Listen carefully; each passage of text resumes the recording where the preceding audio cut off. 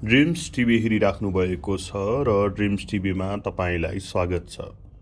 सपनाहरूको श्रृङ्खलामा आज फेरि नयाँ सपनाको फल लिएर उपस्थित भएको छु। यो यस्तो सपना हो जसले तपाईँलाई विपनामा यात्राको सङ्केत दिएको हुन्छ। अर्थात् यदि तपाईँले सपनामा यस्तो अवस्था देख्नुभएको छ भने विपनामा तपाईँलाई छिट्टै नै यात्रा गर्नुपर्ने अवस्थाको सङ्केत दिएको हुन्छ। यदि सपनामा तपाईँले अर्काले दान दिएको छाता ओढिराख्नु भएको छ, कस्तो छाता अर्काले दान दिएको र आफूले चाहिँ ओढिराखेको अवस्थामा देख्नुभएको छ भने त्यस्तो अवस्थामा तपाईँलाई विपनामा हिँड्ने अर्थात् यात्रा गर्ने सङ्केत रहन्छ।